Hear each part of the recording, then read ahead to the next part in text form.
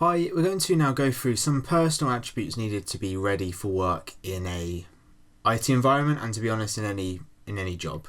And a lot of the stuff is going to be a little bit common sense, but it's really important you are aware of the key terms which could be used and are used a lot in job situations. So first of all, I'm going to go through a whole bunch of what we might describe as personal attributes. These are aspects of our personality. Of course, everybody's different, but there are certain attributes which are really valued by employers and all of us can get better at.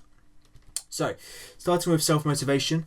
If you are self-motivated, this means you're able to keep working on difficult tasks without much outside help.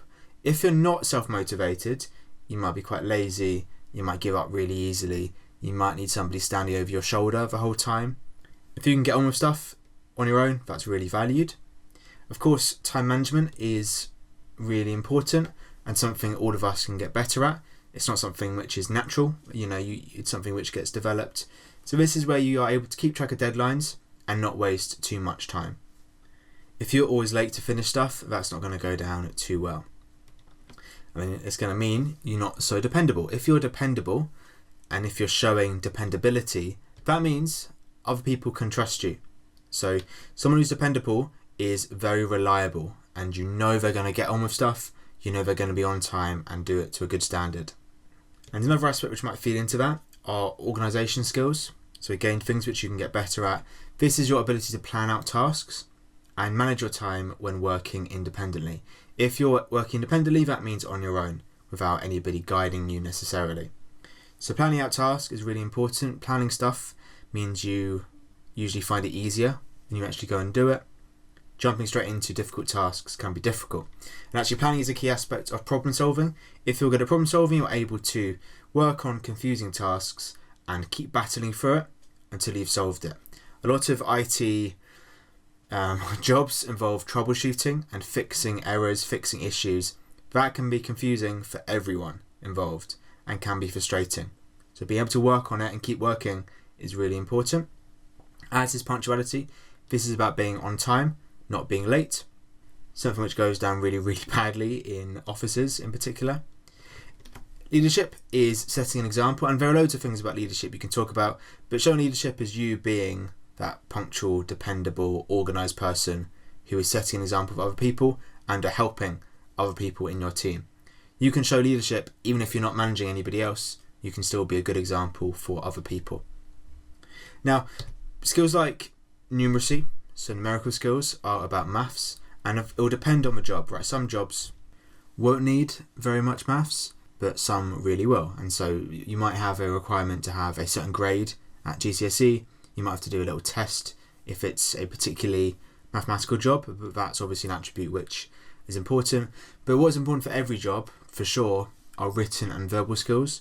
This is all about your ability to express yourselves and showing things like good body language and using the appropriate tool to communicate written information, the sort of things we talked about in the last couple of videos.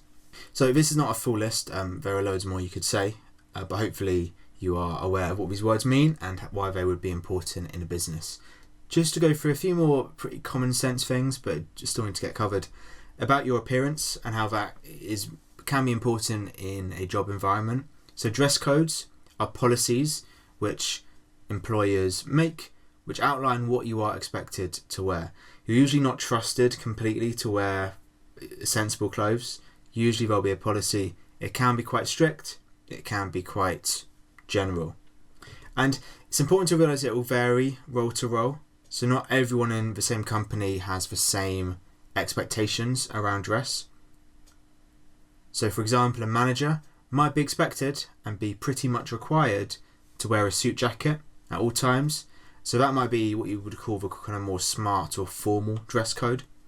But whereas someone who is maybe roaming around and isn't in meetings all day and maybe doing a more practical job like a technician might be able to have a slightly more relaxed dress code, maybe wearing trousers and a polo shirt, which might be considered smart casual.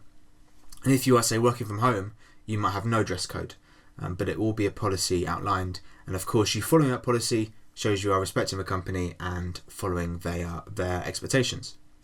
And going beyond your clothing, of course, things like your personal hygiene and appearance are other factors in how you are presenting yourself. So your presentation should be professional and should match what the company are expecting of you. So your personal hygiene are things like, are you washing enough? Are you wearing deodorant? Are you wearing clean clothes every day? Things which can be quite off-putting and could be seen as disrespectful if you're not following good personal hygiene. And appearance could be loads of things, but beyond your clothing, it could be, you might be wearing a smart suit or a smart shirt, but if it's not ironed, if it's not being washed, if you're wearing clothes which don't fit, or your shirt's untucked, or not wearing a belt, all these sort of things could lead to people judging you and giving a first impression which isn't always as positive or professional. And just finally going back to attitude, really our big mind map was all about your attitude and what you're showing as part of an attitude. But of course, stating the obvious again, employers really value employees that are respectful of each other, which means listening to their views, getting on well with people, not causing arguments, not being awkward, trying to be friendly, and that will involve working well in a team. If you're respectful, that will mean you're working much better. I think a lot of people assume IT jobs are quite solitary, but actually a lot of jobs work with lots of people, and somebody who's really, really good at IT, but really just doesn't really try to work well, will not last very long at all. One thing which can cause issues is somebody not being responsive to feedback. You're going to get positive and negative feedback in every single job. If you are really upset or argumentative, or you ignore the more negative feedback, that is not good, right? We should try and get better. So being responsive is listening and trying to act on all feedback. And finally, showing a positive attitude is so important, not being negative all the time. It's what we often call a can-do attitude, which means even if you come across a difficult job or something which you're a bit concerned about, you do your best, you work hard, and you're not being too negative about it. So look, this video is very common sense, but it is important to think about as you transition to employment.